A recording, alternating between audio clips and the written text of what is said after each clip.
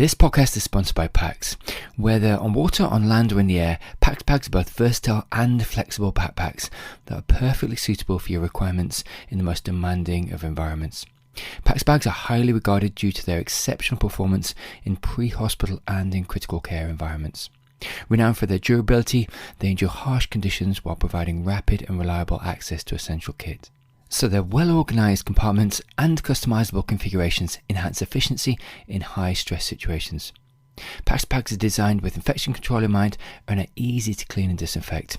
Their highly visible colours and reflective strips add quick identification and adherence to quality standards, assuring reliability. The versatility of PAX bags caters to a diverse EMS providers, but also delivers vital equipment and durability and ease of use for pre-hospital critical care services globally. I've used PAX bags in a number of critical care situations and they're absolutely excellent. Please see the show notes for further details. This episode is sponsored by the International Critical Care Paramedic Group. So the ICCPG unites regions worldwide to enhance paramedicine through global knowledge sharing and improved communication amongst critical care paramedics. So following the success of their inaugural 2022 conference, which gathered over 600 paramedics from across the globe, the ICCPG is thrilled to announce their second conference on January 30th, 2025. So the first event, hosted by the UK College of Paramedics, featured speakers from the UK, Australia, New Zealand, Canada and South America, discussing the vital role and unique challenges of paramedics in their regions. So the 2025 conference aims to bring together paramedic professionals worldwide, exploring topics including case studies, followed by in-depth discussions on clinical, training, leadership or research aspects. So don't miss this chance to connect with peers, learn from international experts and advance global paramedicine. So mark it in your calendars for the 30th of January 2025 and stay tuned for more details about this online event. For more information, please head over to the show notes. This podcast is sponsored by the University of Hertfordshire. So the University of Hertfordshire offers a post-registration MSc in advanced paramedic practice. This is designed for flexible part-time study with some online modules available as well. So students can choose from two specialist pathways, that's of primary and urgent care or indeed emergency and critical care. Additionally, the programme includes modules in allied health areas such as leadership, coaching and independent prescribing. The course is taught by expert, research-active staff with national and international profiles, ensuring students receive cutting-edge knowledge and practices. So innovative teaching methods include online resources, virtual reality and advanced simulation kits enhancing the learning experience. So the staff have over 25 years of heritage and the programme has a strong reputation and a proven track record of success. Graduates enjoy excellent career prospects supported by the university's robust professional network and industry connections. So opportunities for further academic advancement are available through the Masters by Research and PhD. This course is open to anyone who's wanting to advance their careers and contribute to the field of paramedic science. Please see the show notes for further details. You're listening to the Pre-Hospital Care podcast on the Medics Academy Network. Welcome back to the podcast. In this episode, I'm speaking with Dr. Andrew Beckett around a military walk-in donor program. So Andrew hit my radar a couple of months ago just because of the fascinating and fantastic work he's doing with the Canadian Armed Forces and indeed Canadian Blood Services in putting this innovation and this program together around military walk-in donor programs. So in the episode we do a deep dive into really how troops are pre-screened in becoming ready for a walking donor program. But we also look at the logistics of collecting, processing and administering whole blood transfusions in the field. So this is both sort of an emergent initiative, but as Andrew explains within the episode, it really is quite historic, and it's certainly not the first time a walking donor program, blood donor program has been enacted in the field. So Andrew is a highly experienced trauma surgeon and critical care physician in the Royal Canadian Medical Services.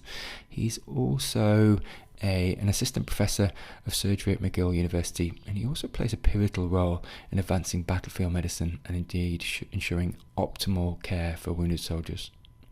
So he's got a wealth of experience, and that really does come through in the episode actually. And I really hope you find it interesting as I did, into doing a deep dive into massive transfusion and indeed looking at how to enact and indeed deliver a military walk-in donor program. Please do enjoy. Welcome, Andrew, to the podcast. Thanks so much for having me. This is great to talk to you about this subject that's very near and dear to my heart. No, indeed, indeed. And you really hit my radar a number of months ago because it really is both innovative, but also we're going to do a deep dive into exactly why it's absolutely essential to be thinking this way for contemporary conflicts and indeed just to have resilience in blood products. But maybe if I could just bring you back to the history, Andrew, of a walk-in donor program, could you maybe speak to the history? Yeah, sure. So, walking blood banks actually in military conflict have been around a long time, since the First World War, actually. And there's a lot of Canadians that played a big role in getting blood transfusions going in battlefield medicine. And one of the guys was a guy named Lawrence Bruce Robertson, and he was a Canadian surgeon. He was working at the Hospital for Sick Children in Toronto at the outbreak of the war, and he had done his fellowship training in New York in the 1912 time, and he had learned the technique of syringe pump, walking blood bank or threshold blood transfusion from liniments at that time. And so when he went over to the First World War, he brought that technology with him, and also he brought his syringe pump transfusion set, and he would take patients out of the so-called moribund tent, or as they called it, the dying tent, badly shocked patients dying from hemorrhagic shock, and they would find appropriate donors, and then they would transfuse them using arm-to-arm syringe pump technique.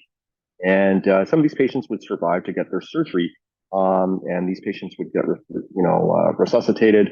And actually, this was written up in the British Medical Journal in 1916, and it was a big contrast to what was being previously promulgated by the Royal Army Medical Corps using saline and glucose solutions for the resuscitation of shock. And so this was, one of the first indications that resuscitation of whole blood for hemorrhagic shock was useful on a large military scale. And there was other players. Of course, there was Oswald Robertson, who was an American surgeon, who also started banking blood and using it in the First World War, and also was using threshold blood techniques. And the story of the First World War was just a massive number of casualties, and I think it's best highlighted. There was a story which involved British, American, and Canadians. It was the story of the only son of William Osler, Revere Osler, who was wounded at the Battle of Passchendaele, or the Third Battle of Ypres, and he received 2 threshold blood transfusions under the care of Harvey Cushing, a famous brain surgeon, and William Cryle, famous surgeon who had been very influential in the use of vascular anastomosis and transfusion. So he received 2 threshold blood transfusions, which allowed him to get his surgery, but he unfortunately died in 1917. So, after the First World War, there were, people thought, well, the never again. That was the war to end all wars because the terrible, appalling nature of the conflict. And then threshold blood came back into the mix during the Spanish Civil War, where there were some arm-to-arm transfusions done. And a guy by the name of Norm Bethune, another Canadian, he had learned some blood banking techniques during his fellowships in the United States and in Canada. And during the Spanish Civil War, he started up a mobile blood banking transfusion system where he would take blood from civilians, and they would store it in sterilized milk bottles with some citrate.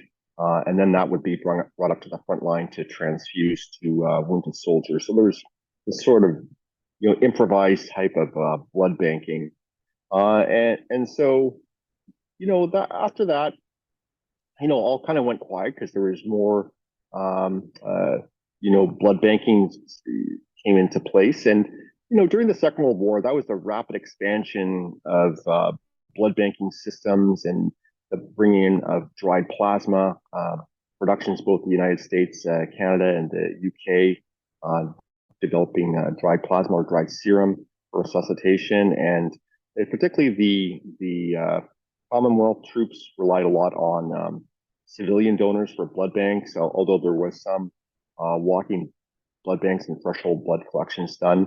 But large volumes of the blood was actually taken from civilians and then shipped to the battlefields of, for example, North Africa, Italy, and into France and Northwest Europe. So, and then the blood transfusion carried on, and in fact, in the Vietnam War, there's large amounts of blood consumed there, and also they would use low titer O cold whole blood that was shipped over from the American Red Cross for resuscitation of soldiers, and I think then what happened was there was a gradual degradation of blood supply for military forces because we weren't in any large scale conflicts until Afghanistan and the Iraq came in after the 9/11 attacks.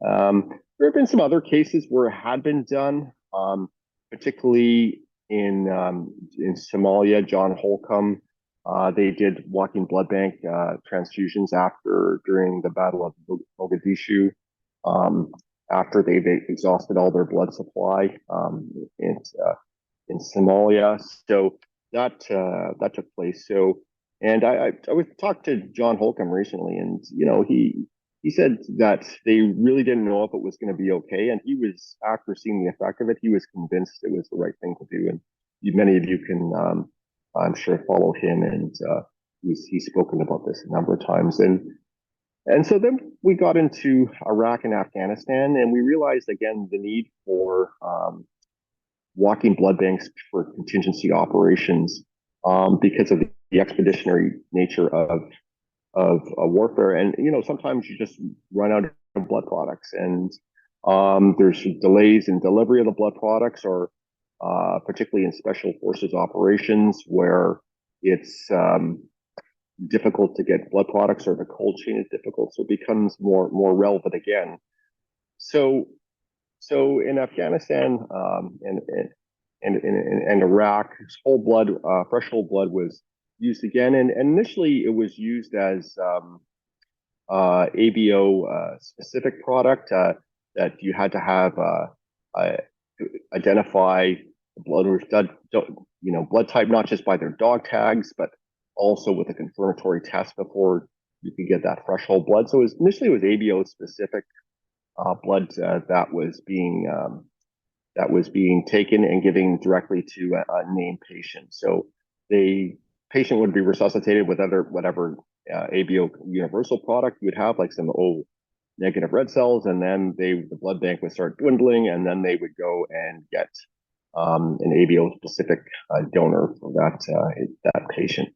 So that occurred quite a bit in Iraq and Afghanistan. And I remember in Kandahar, we had this process, and we started this relationship in the early 2000s with Canadian Blood Services, where they would screen and test our potential donors going for deployment, and they would be screened and tested just like any regular blood donor, and we would get a report from Canadian Blood Services confirming the donor's type, that they were not carrying any transfusion-transmitted infections, and saying that they were suitable for donation of walking blood bank if required.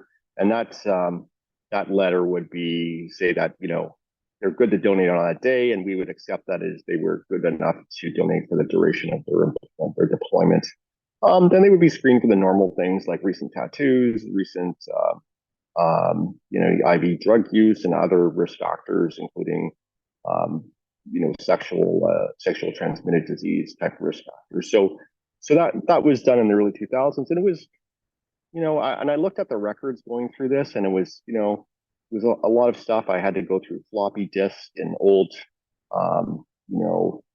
just hard copies of Excel spreadsheets and things like this, and get a database. And one thing I found is there was hundreds of donations collected, and there was no evidence of any transfusion transmitted infections. There was no evidence of any major transfusion reactions or even minor transfusion reactions. So it appeared safe, during our time in the early Afghanistan years. And after, I believe, 2009, we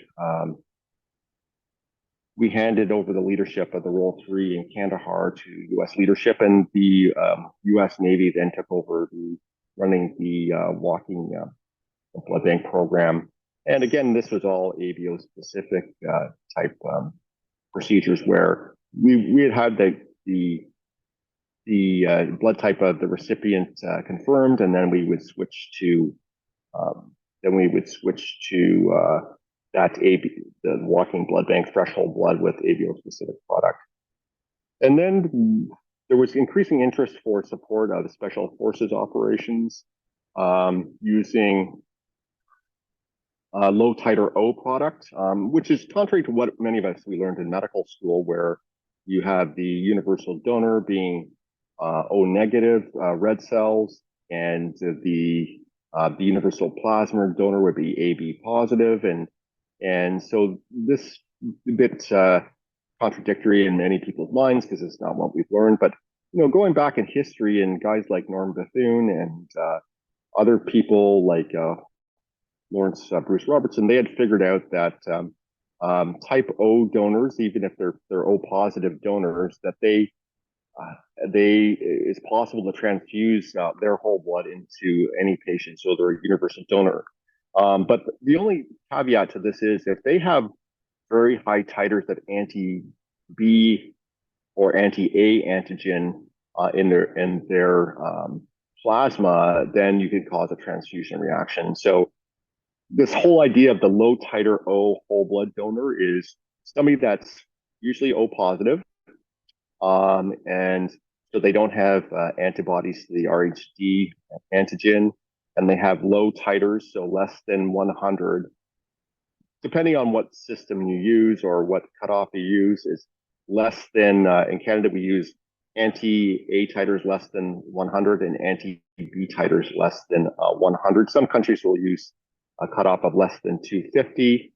And this is the universal whole blood donor, so that you can give this. So this is especially appropriate in environments, for example, in special forces operations, or settings, humanitarian settings where you just can't actually effectively type the recipients. So this is something that can be used. And the Thor group, out of sort of a collaboration between Jürgen Strandes and Phil Spinella and Andre Kapp, that created this network called the Tissue Hemostasis and Oxygenation, the Trauma Hemostasis Oxygenation Research Network, the Thor network. And so supporting this idea of low titer O whole blood, particularly in special forces operations. And they've done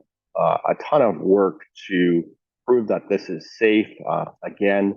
And Mark Yazer out of the University of Pittsburgh, he was the first to show it was safe in civilian trauma patients. And now, because of that, you've seen this explosion of the use of cold stored low titer O whole blood throughout the United States in patient care, showing again that low titer O whole blood is safe. And having run the walking blood bank donor program, or right now as we call it in NATO terminology, is emergency donor panel, and I'll explain why that is. So walking blood bank is the blood bank thing was creating some regulatory issues, particularly in the UK and Europe. So we've rephrased the walking blood bank as when you're collecting blood from a donor population and you're storing it for patients that you haven't come in yet. You don't know who you're going to give it to. And then emergency donor panel is when you're collecting blood from a donor group of donors for a named patient, like you know who you're going to give it to. So this gets around some of the regulatory issues that we've run into particularly within the EU and the UK. Nevertheless, it's the same thing. You're collecting blood from from a donor, and it's not going through standard manufacturing or process testing to give it to a recipient. And I have to say we know collecting blood from donors and not having it tested and in a manufacturing process and then distributed, it's more risky for sure in terms of transfusion transmitted infections and having an AVO compatibility problem or transfusion reaction, and we know this. And so, and again, the way we try to mitigate these things is having all the potential donors screened and tested, just like they're going to donate a regular unit of blood. People can opt out, and we want this to be an altruistic act. We don't want to force people into donating. And so that's one way we try to make it as safe as possible. And when we get people to donate blood under controlled circumstances, per se, at a forward surgical team or a medical treatment facility in theater where there's time, we will have people run through an abbreviated questionnaire to make sure there's no risk factors. For example, we say, do you have fever? Are you feeling well today?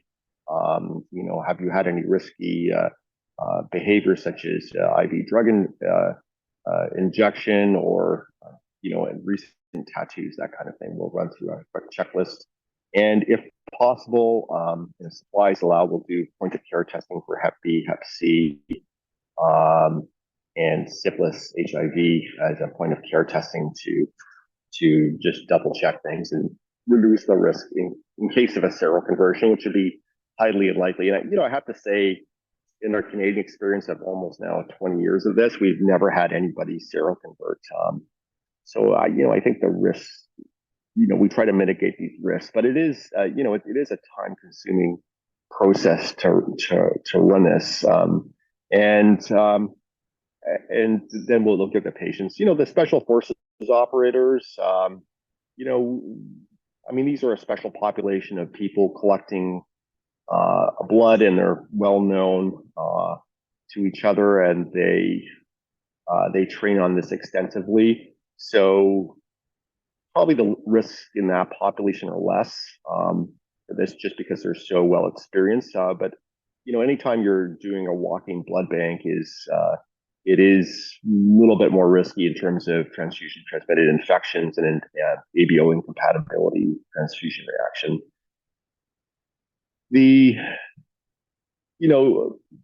People argue, the cold store whole blood that we use now, where we have that license in Canada now, and we use that for our military purposes, and it's rolling out some clinical trials, is, nobody's demonstrated the benefit of cold stored low titer O whole blood in any kind of clinical trial setting, and we may never do that because it's cold stored platelets, it's cold stored red cells and plasma, so maybe we'll never see any different. It is logistically easy to do because it's stored at one temperature, 4 degrees Celsius, and so it is logistically easy to use, and maybe you get it into patients faster. So that's one thing.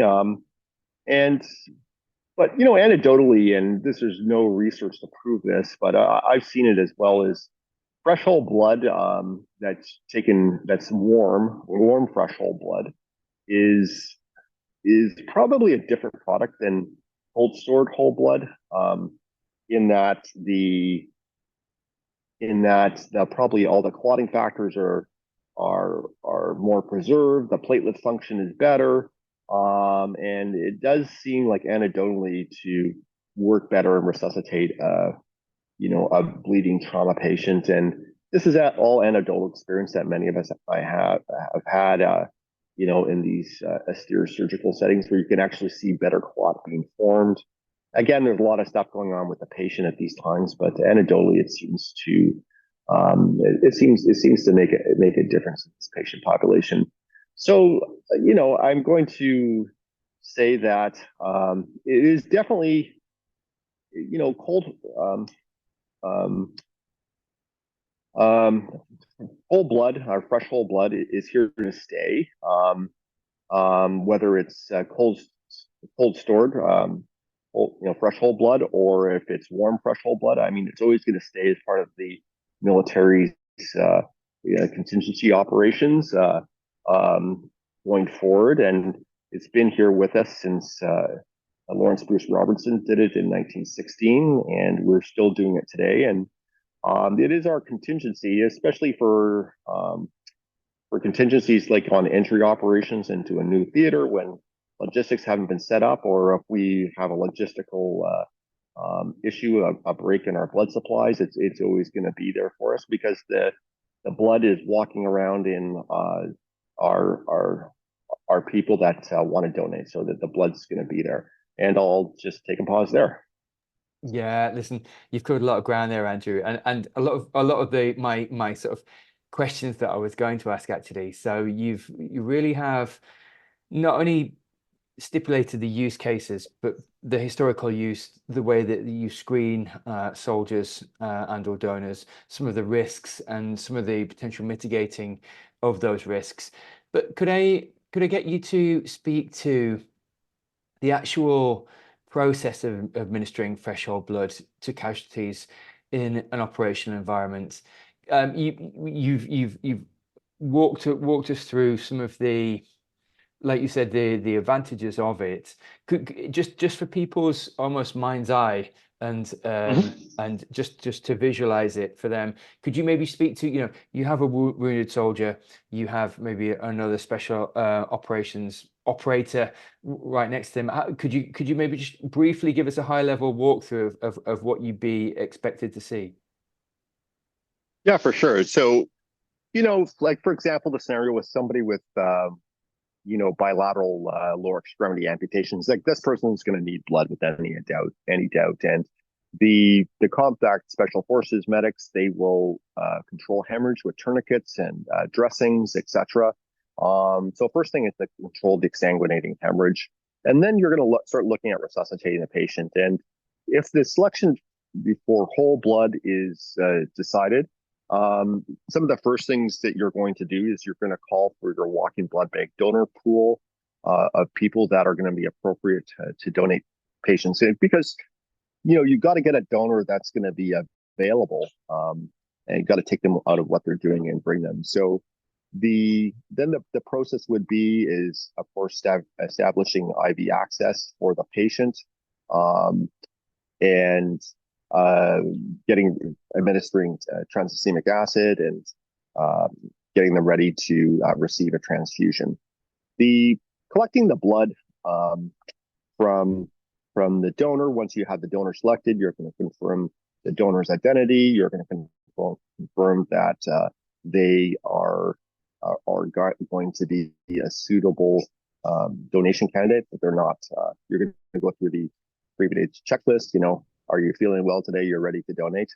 Okay, we're going to do the donation. And you make sure that there's going to be ABO compatibility, making sure they've got the red blood type compatibility. And so then what you'll do is you'll insert a large bore cannula in the patient's forearm at the antecubital fossa, and with a big IV, like a 14 or 16 IV cap on, and then you're going to start collecting the blood. And you collect it in a single bag of blood collection bag containing a citrated product to prevent clotting. And then what you do is you keep the bag below the patient's heart, and then you slowly rock it to agitate it, so you ensure there's mixing of the citrate in the collected blood, and you get it up to about 450 milliliters. And a guy called Strandes, as I earlier mentioned, he has this ingenious way of ensuring you've got the right volume, and this was helpful with Pat Thompson as well, is that you get a piece of string or paracord and you wrap it around so it ensures the right volume is collected of the blood, because you want to make sure that there's enough of blood to ensure that you dilute the citrate, but not too much blood where it's going to start clotting because there's not enough citrate in the bag. So you got to make sure you got the right volume of the blood. So you collect the blood and you gently rock it back and forth. And, once the transfusion starts going, you can have anybody, just gently rock the bag back and forth while the blood's being collected and mixing with the citrate.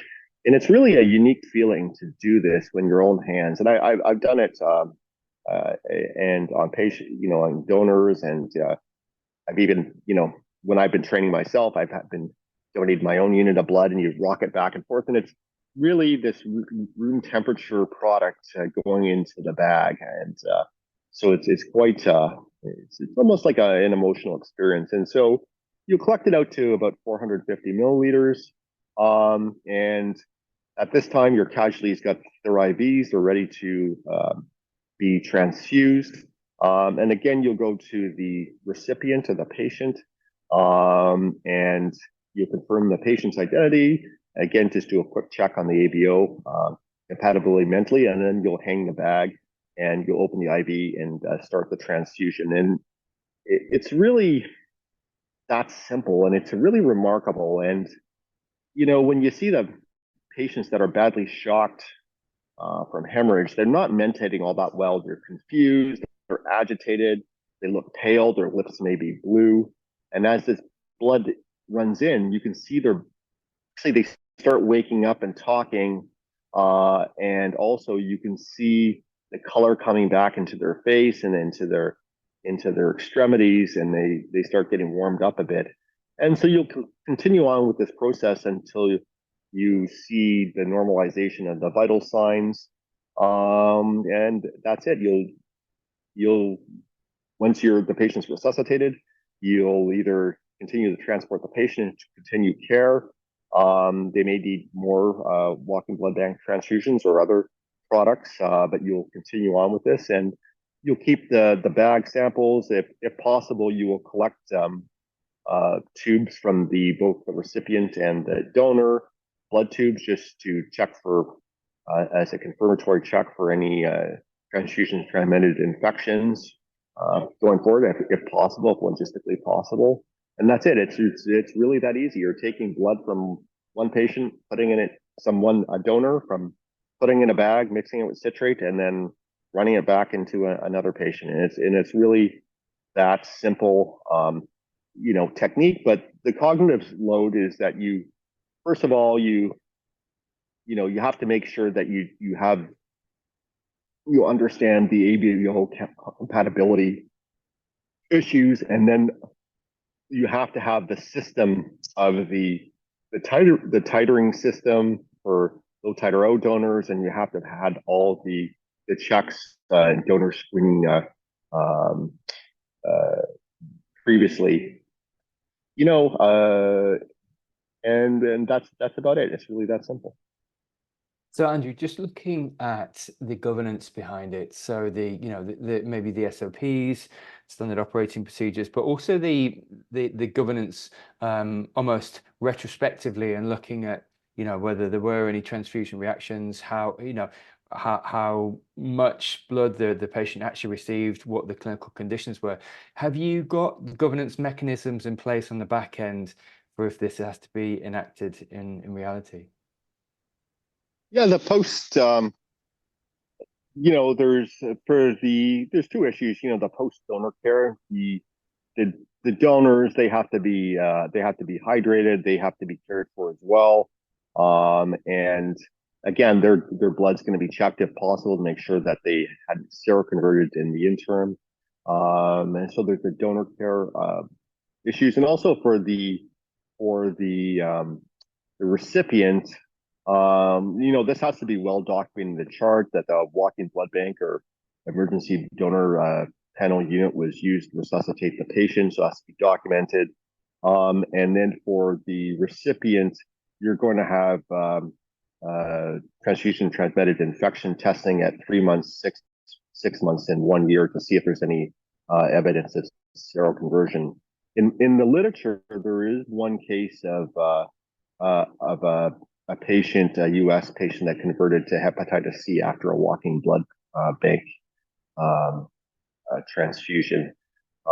This was quite a while ago, but there's one report of that. And there's one report of a graft versus host disease, which is a little bit debated whether that was the true cause, but the patient developed a graft versus host disease after a walking blood bank transfusion. Because when you give somebody a transfusion, you're giving somebody an organ transplant. And in your blood, there's white blood cells that can persist in the donor for quite some time, and they're very rarely, and as we saw in this one case of the thousands and thousands of walking blood bank transfusions that have been done.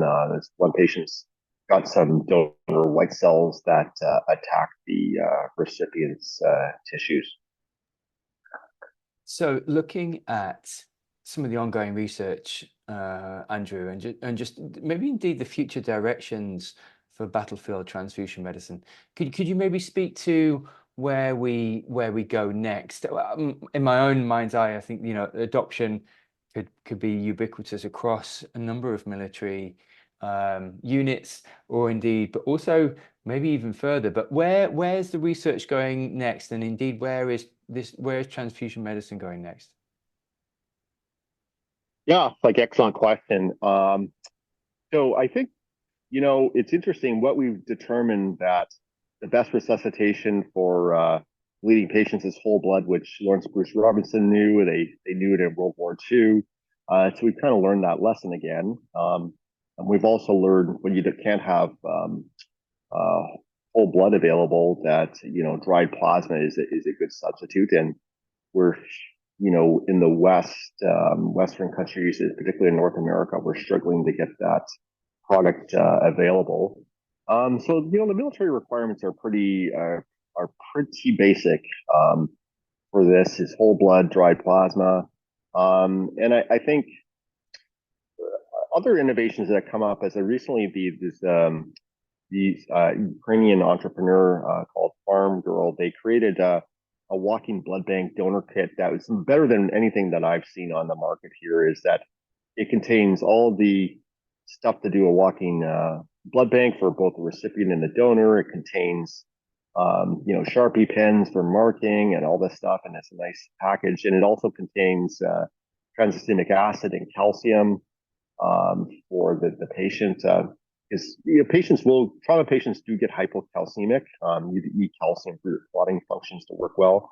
And also when you're giving somebody a lot of citrate, the citrate binds calcium that can interfere with coagulation. So it contains all these things, and we could never put transfusic acid or calcium in a kit here in North America due to Health Canada and FDA regulations. So it's so making it simpler, I think training better, and I think the thing that we've been working on is the ability to have a test, a single point of care test that will do a couple things. It will give a blood type of the patient.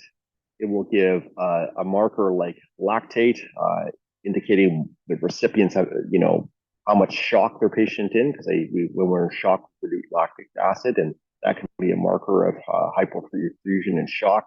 And it also covers all the Hep C, HIV, Hep B, and syphilis testing on a single card. So, I mean, I think that would be very helpful research, and we're hopeful that the microfluidics industry may have an answer for that. And I think we've learned that nature's recipe of whole blood is probably best, but are people working on trying to create blood substitutes that will work just as good as for hemoglobin carrying capacity, to carry oxygen. They're looking at, can we freeze dry whole blood? And nobody's really been successful in that. And I think in the duration of my career, nobody's going to have a recipe better than Mother Nature and fresh whole blood for the bleeding patient. Could you maybe speak to, so if for others listening to this that were thinking actually of adopting this, either military or otherwise, could you maybe speak to some of the maybe essential relationships that you need to foster to really start to get a program up and running? Yeah, great question. And I've been doing this for 10 years now, and I'm a surgeon by background, so I've learned more about transfusion medicine and regulatory affairs and healthcare legislation than I ever wanted to out of this. But yeah, you need to get involved with. One is the transfusion medicine community. You need to be involved with blood bankers, hematologists and understand some of their perspectives, because you'll find that transfusion medicine and blood bankers and hematologists, they're very risk adverse, and rightfully so.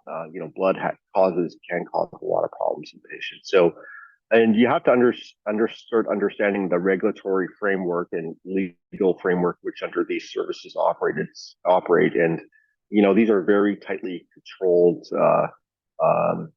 programs and legislation. And I think the other thing you have to work with is your national blood agency. For us, it's Canadian Blood Services, and in the province of Quebec, it's Heme Quebec. But also like in the UK, it's the NHSBT, and the EU, you'll have your National Transfusion Service, or an EDQM. So you have to understand their regulations. And I think it's once you start understanding the regulations and knowing people, they're very helpful to work with. And for example, one of the issues we've had with our walking blood bank programs or emergency donor panels here in Canada is that we're, by legislation and regulatory requirements, we're supposed to screen our donor population every 3 months, which is really regulatory heavy. And it's really, we're working with Canadian Blood Services to change that. And also with some provincial colleagues in the province of Quebec, they want to get their civilian walking blood bank programs up and running again for some remote communities. And again, we're starting to work together with them. So I think you got to be involved with these folks. And one thing is like, why can't we just do it? What's the problem? And I think one of the things that was really devastating for the blood program industry, blood programs, was the transmitted infections of hepatitis C and HIV during the 1980s and 90s. I mean, this was devastating for many patients' families, and the national blood agencies. And this memory lingers long over us here in Canada. In fact, we had people that from the Canadian Red Cross that actually went to jail over this. So this memory casts a long shadow over, risky transfusion practices. And so you have to understand some of their perspectives. But I think, and then they have to understand our perspective in the military, or especially in special forces. Well, when somebody's bleeding to death, HIV or, hepatitis C, that's a tomorrow program, and that's a tomorrow problem. And we got to get the patient to survive the next 24 hours to even consider that's going to be a problem. And so they have to understand our issues too. So it's, and I find there's usually a lot of good collaboration when you come together on these issues for patients. No, indeed. Listen, Andrew, thank you so much for your time today. I think what we'll do is we'll put in the show notes this fantastic collaboration and indeed this service that you're running, just to signpost to other people, so that they can just research it more, and indeed some of the research that you've been involved with. But just thank you for your time today and indeed your insights. Yeah, thanks for having me on the podcast. Again, I love talking about this. Transfusion medicine in the military environment, fascinating topic. And thanks so much for having me today. It's great to chat with you about this. You're listening to the Pre-Hospital Care podcast on the Medics Academy Network.